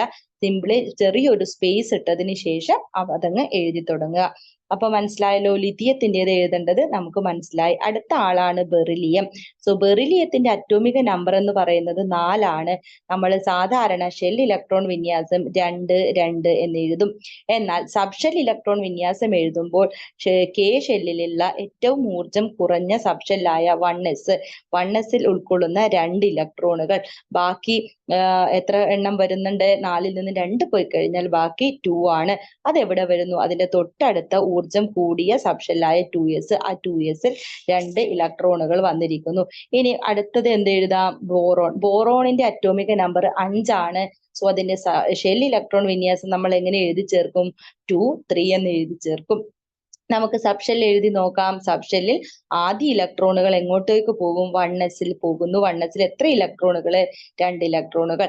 ആ തൊട്ടടുത്തത് ആരാണ്? തൊട്ടടുത്തത് 2s ആണ്. 2sലും എത്ര ഇലക്ട്രോണുകൾ? 2 ഇലക്ട്രോണുകൾ. കാരണം എന്തുകൊണ്ട് 3 വന്നില്ല? എസിൽ എന്തുകൊണ്ട് 3 വന്നില്ല? കാരണം എസിൽ പരമാവധി ഉൾക്കൊള്ളിക്കാൻ പറ്റുന്ന ഇലക്ട്രോണിന്റെ എണ്ണം 2 മാത്രമാണ്. 1sൽ 2 ഇലക്ട്രോണുകൾ, 2sൽ 2 ഇലക്ട്രോണുകൾ. സോ ടോട്ടൽ ബോറോണിന്റെ 4 ഇലക്ട്രോണുകളെ ഫില്ല് ചെയ്ത് കഴിഞ്ഞു. ബാക്കി 1 ഇലക്ട്രോണുകൾ ഉണ്ട്. 2sൽ പൂർണ്ണമായും നിറഞ്ഞതിന് ശേഷം തൊട്ടടുത്ത സബ്ഷെല്ലായ 2pയിലേക്ക് പോകുന്നു. 2pയിൽ എത്ര ഇലക്ട്രോണുകളെ ഉൾക്കൊള്ളിക്കാം? പരമാവധി 6 ഇലക്ട്രോണുകളെ ഉൾക്കൊള്ളിക്കാം. നമുക്കിപ്പോ എത്ര മാത്രമേ ബാക്കിയുള്ളൂ? ബോറോണിൻ്റെതായിട്ട് 1 ഇലക്ട്രോൺ മാത്രമേ ബാക്കിയുള്ളൂ. സോ ആ ബാക്കിയുള്ള 1 ഇലക്ട്രോൺ എങ്ങോട്ടേക്ക് പോയിരിക്കുന്നു? പിയിലേക്ക് പോയിരിക്കുന്നു. സോ എങ്ങനെ എഴുതാം? 1s2 2s2 2p1 എന്നതാണ് ആരുടെ സബ്ഷെൽ ഇലക്ട്രോൺ വിന്യാസം? ബോറോണിന്റെ സബ്ഷെൽ ഇലക്ട്രോൺ വിന്യാസം. ഇനി നമ്മൾ ആദ്യം എടുത്ത നമ്മുടെ സോഡിയത്തിൻ്റെത് എടുക്കാം. സോഡിയത്തിൻ്റെത് നമുക്കറിയാവുന്ന കാര്യമാണ്. എന്താണ്? 11 ഇലക്ട്രോണുകളാണുള്ളത്. ഈ 11 ഇലക്ട്രോണുകളെ എങ്ങനെ ഷെൽ ക്രമത്തിൽ നമ്മൾ വിന്യസിച്ചു? 2 8 1 എന്നിങ്ങനെ വിന്യസിച്ചിരിക്കുന്നു. ഇനി ഇതിന്റെ സബ്ഷെൽ ഇലക്ട്രോൺ വിന്യാസം എഴുതുമ്പോൾ നമുക്ക് ആ ഓർഡർ കൃത്യമായിട്ടും ബൈഹാർട്ട് ആയിട്ട് തന്നെ പഠിക്കണം. 1s 2s 2p 3s 3p 4s 3d എന്ന് പറയുന്ന ഊർജ്ജനില ആഫ്ബ തത്വം അനുസരിച്ചുള്ള സബ്ഷെല്ലുകളുടെ ഊർജം കൂടി വരുന്നതിനെ നമ്മൾ കൃത്യമായും പഠിച്ചിരിക്കണം. സോ നമുക്ക് എന്ത് ചെയ്യാം? സോഡിയത്തിന്റെ സബ്ഷെൽ ഇലക്ട്രോൺ വിന്യാസം എഴുതി നോക്കാം. ആദ്യ ഇലക്ട്രോണുകൾ 1sൽ 2 ഇലക്ട്രോണുകളായിരിക്കും. ഇനി 1sൽ ബാക്കിയുള്ളത് എങ്ങോട്ടേക്ക് പോകും? അതിന്റെ തൊട്ടടുത്തതായിട്ടുള്ള 2s2യിലേക്ക് പോകുന്നു. അതിനുശേഷം എന്ത് ചെയ്യുന്നു? 2pയിലേക്ക്. 2pയിൽ പരമാവധി എത്ര എണ്ണം പറ്റും? 6 ഇലക്ട്രോണുകളെ പറ്റും. ഇവിടെ 2 4 ഇവിടെ 6 ഇലക്ട്രോണുകൾ ചേർത്ത് കഴിഞ്ഞാൽ ഇപ്പൊ ടോട്ടൽ എത്ര ഇലക്ട്രോണുകളായി? 2 4 10 ഇലക്ട്രോണുകളെ വിന്യസിച്ചിരിക്കുന്നു. ബാക്കി 1 ഇലക്ട്രോൺ കൂടിയുണ്ട്. അത് എങ്ങോട്ടേക്കായിരിക്കും പോവുക? അതിന്റെ തൊട്ടടുത്ത ഊർജ്ജനിലയായ 3sലേക്കായിരിക്കും പോവുക. സോ എന്തായിരിക്കും? 3s1 ആയിരിക്കും നമ്മുടെ സോഡിയത്തിന്റെ എന്തായിട്ട് നമ്മൾ പറയുക? സബ്ഷെൽ ഇലക്ട്രോൺ വിന്യാസമായിട്ട് പറയുക. ക്ലിയർ ആണല്ലോ. ഇനി നമ്മൾ നേരത്തെ ചോദിച്ചു വെച്ച ഒരു ചോദ്യമുണ്ട്. പൊട്ടാസ്യത്തിന്റെ അറ്റോമിക നമ്പർ 19 അവിടെ അതിന്റെ ഇലക്ട്രോൺ വിന്യാസം 2 8 8 1 എന്ന് എന്തുകൊണ്ടാണ് എഴുതുന്നത് എന്നുള്ള ചോദ്യത്തിനുള്ള ആൻസർ ആണ് നമ്മൾ ഇനി പറയാൻ വേണ്ടി പോകുന്നത്. അപ്പൊ അതിനേക്കാൾ മുൻപായിട്ട് നമ്മൾ എന്ത് ചെയ്യണം? ആർഗണിൻ്റെത് എഴുതിയതിന് ശേഷം മാത്രം അത് നോക്കുക.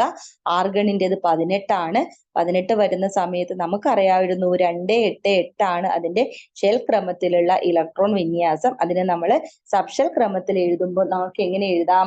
ഒന്ന് എഴുതി നോക്കൂ. 1s2 2s2 1s2 2s2 ആ രീതിയിൽ ഒന്ന് എഴുതുമ്പോൾ 2p6 അങ്ങനെ എഴുതുക. നമുക്കൊന്ന് എഴുതി നോക്കാം. ആർഗണിൻ്റെത് എഴുതുമ്പോൾ ആദ്യത്തേത് 1s2 ആയിരിക്കും. അടുത്തത് എന്താണ്? 2s2 2p6 next 3s2 3p6. അപ്പോൾ ടോട്ടൽ ഇലക്ട്രോണുകളായി 2 4 10 18 ഇലക്ട്രോണുകളായിരിക്കുന്നു. ഇവിടെ ഈ 1s എന്ന് പറയുന്നത് ഏത് ഷെല്ലിന്റെയാണ്? 1s എന്ന് പറയുന്നത് കെ ഷെല്ലിന്റെ ആണ്. 2sഉം 2pയും എൽ ഷെല്ലിലാണ്. 3sഉം 3pയും എവിടെ ആയിരിക്കും വരിക? 3sഉം 3pയും എം ഷെല്ലിൻ്റെതാണ്. അപ്പൊ അതാണ് 2 ഇവിടെ ടോട്ടൽ 8 8 ഈ രീതിയിൽ നമ്മൾക്ക് എഴുതി കിട്ടി. ഇനി അടുത്ത നമ്മൾ നേരത്തെ ചോദിച്ച ചോദ്യത്തിലുള്ള ആൻസർ ആണ് പൊട്ടാസ്യം. പൊട്ടാസ്യത്തിന്റെ അറ്റോമിക നമ്പർ 19 ആണ്. ഇതിന്റെ സബ്ഷെൽ ഇലക്ട്രോൺ വിന്യാസം നമുക്ക് എങ്ങനെ എഴുതാം? 1s2, 2s2, 2p6, 3s2, 3p6, then 4s1, 3s2, 3p6, 4s1. നമുക്ക് നോക്കാം, നമ്മൾ നേരത്തെ എഴുതുമ്പോൾ നമുക്ക് എങ്ങനെ കിട്ടിയിരുന്നു? 2 8 8 1. അതായത് K shell, L shell, M shell, N shell ഈ രീതിയിലാണ് വരിക. ഇവിടെ നമുക്ക് നോക്കാലോ അത് കറക്റ്റ് ആയിട്ട് കിട്ടുന്നുണ്ടോ എന്നുള്ള കാര്യം. 1s എന്ന് പറയുന്നത് നമ്മുടെ കെ ഷെല്ലിലാണ്. സോ 2s ഉം 2pയും എവിടെയാ വരിക? 2s ഉം 2pയും എൽ സബ് ഷെല്ലിലാണ് വരിക. 3s ഉം 3pയും ഏതാ വരിക? 3s ഉം 3pയും എം ഷെല്ലിലാണ്. ഇനി 4s എന്തുകൊണ്ട് നമ്മൾ പറയുന്നു 4 എന്ന് പറയുന്ന ഷെൽ നമ്പർ നോക്കുന്നു? അതെന്തായാലും എവിടെ വരത്തുള്ളൂ? എന്നിൽ മാത്രമേ വരത്തുള്ളൂ. ഇനി നമുക്കൊന്ന് എഴുതി നോക്കിയാലോ. 1s അതായത് കെ ഷെല്ലിൽ ഉൾക്കൊള്ളുന്നത് എത്രയാണ്? 2 ഇലക്ട്രോണുകളാണ്. എല്ലിൽ നോക്കിക്കേ, ഇതിന്റെ രണ്ടും കൂട്ടണം. അതായത് എസിലുള്ള 2ഉം പിയിലുള്ള 6ഉം കൂടി കഴിഞ്ഞാൽ എൽ ഷെല്ലിൽ പരമാവധി 8 അടങ്ങിയിരിക്കുന്നു. ഇനി എം ഷെല്ലിന്റെ സബ് ഷെല്ലുകളാണ് 3s ഉം 3pയും. അപ്പൊ അവിടെയും ടോട്ടൽ 8 ഇലക്ട്രോണുകൾ വരുന്നുണ്ട്. ഇനി എന്നാമത്തെ അതായത് എൻ ഷെല്ലിന്റെ സബ് ഷെല്ലാണ് 4s1. അതിലുള്ളത് 1 ഇലക്ട്രോണുകളാണ്. സോ നമ്മൾ നോക്കിക്കേ, നേരത്തെ എഴുതി കിട്ടിയതും ഇപ്പൊ നമ്മൾ സബ്ഷെൽ ക്രമത്തിൽ എഴുതിയതും തുല്യം തന്നെയല്ലേ? ഒരേപോലെയല്ലേ? സോ ഇപ്പൊ മനസ്സിലായി കഴിഞ്ഞല്ലോ. നേരത്തെ ചോദിച്ച ഒരു ഇമ്പോർട്ടന്റ് ക്വസ്റ്റ്യൻ ആയിരുന്നു അത്. പൊട്ടാസ്യത്തിന്റെ അറ്റോമിക നമ്പർ 19 ആണ്. എം ഷെല്ലിൽ പരമാവധി 18 ഇലക്ട്രോണുകളെ ഉൾക്കൊള്ളിക്കാൻ പറ്റുമെന്നിരിക്കെ എന്തുകൊണ്ടാണ് എം ഷെല്ല് പൂർണ്ണമാകാതെ എങ്ങോട്ടേക്ക് പോയിരിക്കുന്നത്? 1 ഇലക്ട്രോണുകൾ എൻ ഷെല്ലിലേക്ക് കയറിപ്പോയിരിക്കുന്നത് എന്ന ഒരു ചോദ്യമായിരുന്നു നമ്മൾ ആദ്യം ഇൻട്രൊഡക്ഷൻ സെക്ഷനിൽ ചോദിച്ചിരിക്കുന്നത്. ആ ചോദ്യത്തിന്റെ ആൻസർ ഇതായിരുന്നു. എന്താണ്? ഇവിടെ ഓരോ ഷെല്ലിലെയും ഇലക്ട്രോണുകളെ ക്രമീകരിച്ചിരിക്കുന്നത് അതിന്റെ ഉപ ഊർജ നിലകളിലാണ്.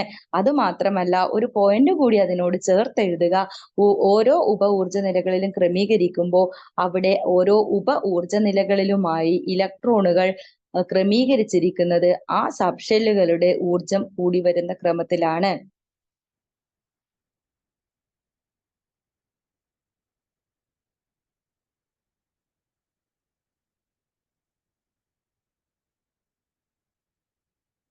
ഇത് ഓൾറെഡി നമ്മൾ ഡിസ്കസ് ചെയ്ത കാര്യം തന്നെയാണ്. ഹൈഡ്രജന്റെ കേസ്, ഹീലിയത്തിന്റെ കേസ്, ലിത്തിയം, അതുപോലെ ബെറിലിയം, ബോറോൺ കുറച്ചെണ്ണം പറഞ്ഞിരിക്കുന്നു. കുറച്ച് ഹോംവർക്കുകൾ തരാം. അതായത് അറ്റോമിക നമ്പർ ഏറ്റവും പ്രധാനമായിട്ട് നമുക്ക് പഠിക്കാനുള്ളതാണ്. അറ്റോമിക നമ്പർ 1 മുതൽ 30 വരെയുള്ള മൂലകങ്ങളുടെ സബ്ഷെൽ ഇലക്ട്രോൺ വിന്യാസം എഴുതുക. 1 മുതൽ 30 വരെയുള്ളത് നമ്മൾ എവിടം വരെ എഴുതി? 5 ബോറോൺ എഴുതി. അതുപോലെ തന്നെ സോഡിയം അതിന്റെ കൂട്ടത്തിൽ നമ്മൾ എഴുതി പഠിച്ചു. അതേപോലെ തന്നെ ആർഗൺ എഴുതി. അതുപോലെ ഏത് എഴുതിയിട്ടുണ്ട്? പൊട്ടാസ്യം എഴുതിയിട്ടുണ്ട്. അതിനുശേഷം വരുന്ന കാർബൺ, നൈട്രജൻ, ഓക്സിജൻ, ഫ്ലൂറിൻ ഇതൊക്കെ നമ്മൾ എഴുതി ചേർക്കണം. ഇനി അതേപോലെ തന്നെ അടുത്തതാണ് ട്രാൻസിഷൻ എലമെന്റ്സ് അഥവാ സംക്രമണ മൂലകങ്ങൾ എന്ന് പറയും. ആ സംക്രമണ മൂലകങ്ങൾ ഗ്രൂപ്പ് 3 മുതൽ 12 വരെയുള്ളതാണ് സംക്രമണ മൂലകങ്ങൾ എന്ന് പറയുന്നത്. അത് കൃത്യമായിട്ട് നമുക്ക് വരുന്ന ഭാഗങ്ങളിൽ പഠിക്കാനുണ്ട്. എന്താണ് സംക്രമണ മൂലകങ്ങൾ എന്നും ഏത് ഗ്രൂപ്പ് മുതൽ ഏത് ഗ്രൂപ്പ് വരെയാണ് അതിൽ ഉൾക്കൊള്ളുന്നതെന്നും ബ്ലോക്കുകൾ എന്താണെന്നൊക്കെ നമുക്ക് പഠിക്കാനുണ്ട്. അപ്പൊ അതിനേക്കാൾ മുന്നേ ആയിട്ട് നമുക്ക് എന്ത് ചെയ്യാം? ഒരു സ്കാൻഡിയം എന്ന് പറയുന്ന 21ാമത് മൂലകമാണ്. ആ 21ാമത് മൂലകമായ സ്കാൻഡിയത്തിന്റെ ഇലക്ട്രോൺ വിന്യാസം ഒന്ന് എഴുതി നോക്കാം. സ്കാൻഡിയത്തിന്റെ ഇലക്ട്രോൺ വിന്യാസം അറ്റോമിക് നമ്പർ 21 ആണ്. നമുക്ക് എഴുതുന്ന സമയത്ത് ആദ്യത്തേത് എഴുതാം 1s2, 2s2, 2p6, 3s2, 3p6, 4s1, 3d, 4s2, 3d1. ഇവിടെയാണ് നമ്മൾ എഴുതിയിരിക്കുന്നത്. സ്കാൻഡിയത്തിൻ്റെത് 1s2, 2s2, 2p6, 3s2, 3p6, 4s2, 3d1. 2 രീതിയിൽ എഴുതാം. ഒന്നുകിൽ 3d1 4s2 എന്ന് എഴുതാം. അതല്ല എങ്കിൽ 4s2 3d1 എന്ന് എഴുതാം. അതെന്തുകൊണ്ട് എന്നുള്ള കാര്യം നമുക്ക് പറയാം. ഇവിടെ നോക്കിക്കോ, നമ്മൾ നേരത്തെ ഊർജക്രമം എഴുതുന്ന സമയത്ത് നേരത്തെ എഴുതിയതാണ് 3p കഴിഞ്ഞ് വരുന്ന അടുത്ത സബ്ഷെൽ എന്ന് പറയുന്നത് 4s ആണ്. 4s കഴിഞ്ഞാണ് നമ്മൾ എഴുതിയിരിക്കുന്നത് ഏത് 3d. ഇവിടെ ഈ 3pയും 3dയും ആരാണ്?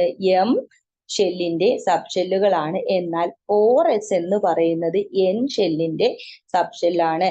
സാധാരണ നമ്മൾ എഴുതുന്ന സമയത്ത് രണ്ട് രീതിയിൽ എഴുതാമെന്ന് പറഞ്ഞു. ഒന്നുകിൽ എങ്ങനെ എഴുതാം? 4s കഴിഞ്ഞ് 3d എഴുതാം, അല്ലെങ്കിൽ എങ്ങനെ എഴുതാം? 3d കഴിഞ്ഞ് 4s എഴുതാം. ഇവിടെ 3d കഴിഞ്ഞ് ഇവിടെ നോക്കിക്കോ, 3s 3p 3d, അതായത് ഇത് നമ്മുടെ M ഷെല്ലാണ്. M ഷെല്ലിലുള്ള സബ്ഷെല്ലുകളാണ് 3s 3p 3d എന്ന് പറയുന്നത്. അപ്പോ ഷെൽ ക്രമത്തിലാണ്, അതായത് സബ് ഷെല്ലിന്റെ ക്രമത്തിൽ മാത്രമാണ് നമ്മൾ നോക്കുന്നതെങ്കിൽ സബ്ഷെൽ ഇലക്ട്രോൺ വിന്യാസം എഴുതുന്ന സമയത്ത് 3d കഴിഞ്ഞതിന് ശേഷം മാത്രം 4s എഴുതാം. പക്ഷെ നമ്മൾ ഏത് രീതിയിലാണ് പഠിക്കുന്നത്? നമ്മൾ ഊർജക്രമത്തിലാണ് പഠിക്കുന്നത്. ഊർജക്രമത്തിൽ പഠിക്കുമ്പോൾ നമ്മൾ ഓൾറെഡി പഠിച്ചു കഴിഞ്ഞു, 4sഉം 3dയും കൺസിഡർ ചെയ്യുമ്പോൾ 4sന് ഊർജം കുറവും 3dക്ക് ഊർജം കൂടുതലുമാണ്. അപ്പോൾ ഊർജം കൂടി വരുന്ന ക്രമത്തിലാണ് ഇലക്ട്രോണുകളെ വിന്യസിച്ചിരിക്കുന്നത്. അങ്ങനെ വരുന്ന സമയത്ത് 3sഉം 3pയും കഴിഞ്ഞതിന് ശേഷം എന്തെഴുതുക? ഊർജം 3dയെ അപേക്ഷിച്ച് ഊർജം കുറഞ്ഞ n ഷെല്ലിലുള്ള സബ്ഷെല്ലായ 4sനെ എഴുതി ചേർക്കുക. അതിനുശേഷം മാത്രം 4sനേക്കാളും ഊർജം കൂടിയ m ഷെല്ലിലുള്ള 3dയെ നമ്മൾ കൺസിഡർ ചെയ്യാൻ വേണ്ടി പാടുള്ളൂ. രണ്ട് രീതിയിൽ എഴുതിയാലും ശരിയാണ്. എന്താണ്? 3d 4s എന്ന് എഴുതി കഴിഞ്ഞാൽ അതെന്താണ്? അത് ഷെൽ ക്രമത്തിൽ എഴുതുന്ന രീതിയിൽ ശരിയാണ്. ഇനി 4s 3d എന്ന് എഴുതി കഴിഞ്ഞാൽ അത് ഏത് ക്രമത്തിലാണ്? അത് ഊർജം കൂടി വരുന്ന ക്രമത്തിലാണ്. അപ്പൊ അതൊന്ന് ക്ലിയർ ചെയ്യുക. ചില സമയത്ത് ക്വസ്റ്റ്യൻ പേപ്പറിൽ നമുക്ക് കൃത്യമായി മെൻഷൻ ചെയ്തിട്ടുണ്ടാകും, തന്നിരിക്കുന്ന സ്കാൻഡിയത്തിന്റെ അല്ലെങ്കിൽ വനേഡിയത്തിന്റെ അല്ലെങ്കിൽ ക്രോമിയത്തിന്റെ സബ്ഷെൽ ഇലക്ട്രോൺ വിന്യാസം ഷെൽ ക്രമത്തിൽ എഴുതുക എന്ന് പറഞ്ഞാൽ മാത്രം 3d 4s എന്ന ഓർഡർ ഫോളോ ചെയ്യുകയും, അതല്ലാതെ പ്രത്യേകിച്ചൊരു കാര്യവും മെൻഷൻ ചെയ്തിട്ടില്ല എങ്കിൽ നമ്മൾ പഠിച്ച രീതിയിൽ, അതായത് സബ്ഷെല്ലുകളിൽ ഊർജം കൂടി വരുന്ന ക്രമത്തിൽ എന്ത് ചെയ്യുക? സബ്ഷെല്ലുകളിൽ ഇലക്ട്രോണുകളെ വിന്യസിക്കുക. ആ രീതി ഫോളോ ചെയ്യുമ്പോൾ ഏത് രീതി നമ്മൾ എടുക്കണം? സബ്ഷെല്ലിന്റെ 4s 3d എന്ന ഓർഡർ നമ്മൾ എടുത്ത് എഴുതുക. അപ്പൊ സ്കാൻഡിയത്തിന്റെ നമ്മൾ പഠിച്ചു എന്താണ്? 1s2 2s2 2p6 3s2 3p6 4s2 3d1 എന്ന് പഠിച്ച് നമ്മൾ എഴുതി. ഇനി തൊട്ടടുത്ത ഒരു മൂലകമാണ് സ്കാൻഡിയം കഴിഞ്ഞാൽ തൊട്ടടുത്ത് വരുന്ന ആളാണ് ടൈറ്റാനിയം. ഈ ടൈറ്റാനിയത്തിലുള്ള ഇലക്ട്രോണുകളുടെ എണ്ണം 22 ടൈറ്റാനിയത്തിന്റെ അറ്റോമിക നമ്പർ 22 സോ അതിൽ അടങ്ങിയിരിക്കുന്ന ഇലക്ട്രോണിന്റെ എണ്ണം എന്ന് പറയുന്നത് 22. സോ സബ്ഷെൽ ക്രമത്തിൽ ഇലക്ട്രോണുകൾ എഴുതി കഴിഞ്ഞാൽ നമുക്ക് എങ്ങനെ കിട്ടും? ഇവിടെ 1s2 2s2 2p6 3s2 3p6 4s2 വരെയും കോമൺ ആണ്. അത് കഴിഞ്ഞ് എന്താണ്? 3d 2 ആയിരിക്കും വരിക. ഇനി തൊട്ടടുത്ത ടൈറ്റാനിയം കഴിഞ്ഞാൽ തൊട്ടടുത്ത വരുന്ന ആള് 23 ആണ്, വനേഡിയം ആണ്. അപ്പൊ അവിടെ എന്തായിരിക്കും? ഇവിടെ 4s2 3d 3 ആയിരിക്കും വരിക. പിന്നീട് വരുന്നത് 4s2 3d 4. ആ ഒരു രീതിയിൽ ഇങ്ങനെ പോയിക്കൊണ്ടേയിരിക്കും. ക്ലിയർ ആണല്ലോ. ഇനി ഇതേ സബ്ഷെൽ വിന്യാസം, അതായത് നമ്മൾ 10ഉം 20ഉം 30ഉം 40ഉം ഒക്കെ ഇലക്ട്രോണുകളുള്ള അറ്റോമിക നമ്പർ ഉള്ള മൂലകങ്ങളെ നീട്ടിപ്പരത്തി സബ്ഷെൽ ഇലക്ട്രോൺ വിന്യാസം എഴുതുക എന്ന് പറയുന്നത് കുറച്ച് ബുദ്ധിമുട്ടുള്ള കാര്യമാണ്. അപ്പൊ നമ്മൾ എന്ത് ചെയ്യും? ഈ സബ്ഷെൽ ഇലക്ട്രോൺ വിന്യാസത്തെ നമ്മളൊന്ന് ചുരുക്കി എഴുതും. ആ ചുരുക്കി എഴുതുന്നത് ഇതിന്റെ കൂട്ടത്തിൽ അങ്ങ് പറഞ്ഞു തരാം. ഉദാഹരണത്തിന് നമ്മുടെ സോഡിയം എന്ന് പറയുന്ന മൂലകത്തിന്റെ സബ്ഷെൽ ഇലക്ട്രോൺ വിന്യാസം നമ്മൾ എങ്ങനെ എഴുതി? 1s2 2s2 2p6 3s1 എന്ന് എഴുതി. അപ്പൊ ഈ മൂലകത്തിന്റെ തൊട്ടു മുന്നിലുള്ള നോബിൾ ഗ്യാസ് അഥവാ ഉത്കൃഷ്ട മൂലകം അല്ലെങ്കിൽ 18ാം ഗ്രൂപ്പ് മൂലകം ഏതാണെന്ന് നോക്കുക. അപ്പൊ 11ന് തൊട്ടു മുന്നിലായിട്ട് വരുന്ന ഉത്കൃഷ്ട മൂലകം എന്ന് പറയുന്നത് ആരാണ്? നിയോൺ ആണ്. നിയോണിന്റെ അറ്റോമിക നമ്പർ എത്രയാണ്? 10 10 സോ സോഡിയത്തിന്റെ തൊട്ടു മുന്നിലായിട്ട് വരുന്നത് ആരായിരിക്കും? നിയോൺ ആണ്, 10. അപ്പൊ എന്ത് ചെയ്യുക? ഇപ്പൊ നിയോണിന്റെ അറ്റോമിക് നമ്പർ നമുക്ക് 10 അറിയുന്നത് കൊണ്ട് തന്നെ എന്ത് എഴുതാം? അതിന്റെ സബ്ഷെൽ വിന്യാസം എങ്ങനെ എഴുതാം? 1s2 2s2 2p6 എന്ന് നമുക്ക് എഴുതാം. സോ നമുക്ക് തന്നിരിക്കുന്നതിൽ നോക്കിക്കോ, ഇവിടെ 1s2 2s2 2p6 എന്ന് പറയുന്നത് ആരുടെ ഇലക്ട്രോണിക് കോൺഫിഗറേഷൻ ആണ്? നമ്മുടെ നിയോണിന്റെ ഇലക്ട്രോണിക് കോൺഫിഗറേഷൻ ആണ്. സോ ആ 10 വരെ എന്ത് എഴുതാം? ആ മൂലകത്തിന്റെ പേര് അല്ലെങ്കിൽ ആ മൂലകത്തിന്റെ സിമ്പലിനെ നമുക്ക് എങ്ങനെ എഴുതി ചേർക്കാം? ഒരു സ്ക്വയർ ബ്രാക്കറ്റിൽ എഴുതി ചേർക്കാം. 1s2 2s2 2p6 വരെ എന്ത് എഴുതി നമ്മൾ? നിയോൺ എന്ന് ചേർത്തു. സോ നിയോൺ എന്ന് കാണുമ്പോൾ നമുക്കറിയാം എന്താണ്? 1s2 2s2 2p6 ആണ്. അതിനുശേഷം വരുന്ന ആളാരാണ്? 3s1. അപ്പൊ അതിനോട് ചേർത്ത് 3s1 എന്ന് എഴുതുക. അപ്പൊ സോഡിയത്തിന്റെ അറ്റോമിക നമ്പർ തന്നു കഴിഞ്ഞ് അതിന്റെ സബ്ഷെൽ ഇലക്ട്രോൺ വിന്യാസം ചുരുക്കി എഴുതാൻ പറഞ്ഞാൽ നമുക്ക് എങ്ങനെ എഴുതാം? നിയോൺ 3s1 എന്ന് എഴുതാം. എന്തുകൊണ്ട് നമ്മൾ നിയോൺ ഇവിടെ യൂസ് ചെയ്തു എന്ന് ചോദിച്ചാൽ, തന്നിരിക്കുന്ന മൂലകത്തിന്റെ വളരെ തൊട്ടടുത്തിരിക്കുന്ന ആർഗൺ എന്താ പറയുക, ഉത്കൃഷ്ട മൂലകം അല്ലെങ്കിൽ നോബിൾ ഗ്യാസ് ഏതാണ് എന്ന്, കലസവാതകം 18ാം ഗ്രൂപ്പ് മൂലകം ഇത് ഏതാണെന്ന് തിരിച്ചറിഞ്ഞ് ആ മൂലകത്തിന്റെ സബ്ഷെൽ ഇലക്ട്രോൺ വിന്യാസം ഒരു സ്ക്വയർ ബ്രാക്കറ്റിൽ എഴുതിയതിന് ശേഷം ബാക്കി വരുന്നത് മാത്രം എഴുതുക. ആ രീതിയിലാണ് എന്ത് ചെയ്യുന്നത്? നമ്മൾ തന്നിരിക്കുന്ന ഒരു വലിയ മൂലകത്തിന്റെ സബ്ഷെൽ ഇലക്ട്രോൺ വിന്യാസത്തെ ചുരുക്കി എഴുതുന്നത്. അടുത്തതൊന്ന് നോക്കിയാലോ? മഗ്നീഷ്യത്തിന്റെ അറ്റോമിക നമ്പർ 12 ആണ്. സോ അറ്റോമിക് നമ്പർ 12 ആയി തന്നു കഴിഞ്ഞാൽ നമുക്ക് എങ്ങനെ എഴുതാം? 1s2 2s2 2p6 3s2 എന്ന് എഴുതാം. അപ്പോ 12ന് തൊട്ടു മുന്നിലായിട്ട് വരുന്നത് ഏത് തന്നെയാണ്? നിയോൺ തന്നെയാണ് അല്ലെ? അപ്പൊ നിയോൺ എന്ന് തൊട്ടു മുന്നിൽ എഴുതി കൊടുക്കുക സ്ക്വയർ ബ്രാക്കറ്റിൽ. ഇവിടം വരെ നമ്മുടെ ആരുടേതാണ്? നിയോണിന്റേതാണ്. സോ എന്ത് എഴുതാം? നിയോൺ 3s2 എന്ന് പറഞ്ഞാൽ അത് ആരുടേതാണ്? നമ്മുടെ മഗ്നീഷ്യത്തിന്റെ അറ്റോമിക് ഇലക്ട്രോണിക് കോൺഫിഗറേഷൻ ആണ്. ഇനി അടുത്തതൊന്ന് എഴുതാം. നമ്മൾ നേരത്തെ പഠിച്ചു കഴിഞ്ഞ ആളാണ് ആരാണ്? പൊട്ടാസ്യം. പൊട്ടാസ്യത്തിന്റെ ഏതാണ്? 19 ആണ്. സോ നീട്ടിപ്പരത്തി എഴുതുമ്പോൾ നമുക്ക് എങ്ങനെ എഴുതാൻ വേണ്ടി പറ്റും? 1s2 2s2 2p6 3s2 4s1. ഇവിടെ നോക്കിക്കോ, 19 പൊട്ടാസ്യത്തിന്റെ തൊട്ട് മുൻപ് 19 എന്ന അറ്റോമിക നമ്പറിന് തൊട്ടു മുന്നിലായിട്ട് വരുന്ന ഉത്കൃഷ്ടവാതകത്തിന്റെ നമ്പർ എത്രയാ? അത് 18 ആയിരിക്കും. 18 എന്ന് പറയുന്നത് ആരുടേതാണ്? ആർഗണിന്റേതാണ്. അങ്ങനെയാണെങ്കിൽ എങ്ങനെയായിരിക്കും ആർഗണിന്റെ സബ്ഷെൽ ഇലക്ട്രോൺ വിന്യാസം? അത് 1s2 2s2 2p6 2p6 3s2 ആണ്. അപ്പൊ ഇവിടെ 18 ആയല്ലോ. സോ എന്ത് ചെയ്യുന്നു നമ്മള്? 3p6 വരെ നമ്മുടെ ഇവിടെ 3p6 വരെ ആരുടേതാണ്? 3p6 വരെ 18 ആർഗൺ ആണ്. സോ ആ 3p6 വരെയും നമ്മൾ ആരെ ചേർത്ത് എഴുതി? ആർഗണിനെ ചേർത്ത് എഴുതി. ബാക്കി ആരും മാത്രമേ വരുന്നുള്ളൂ? 4s1. അപ്പൊ നമ്മുടെ പൊട്ടാസ്യത്തിന്റെ ചുരുക്കി എഴുതിയ സബ്ഷെൽ ഇലക്ട്രോൺ വിന്യാസം എങ്ങനെയായിരിക്കും? ആർഗൺ 4s1 ആയിരിക്കും.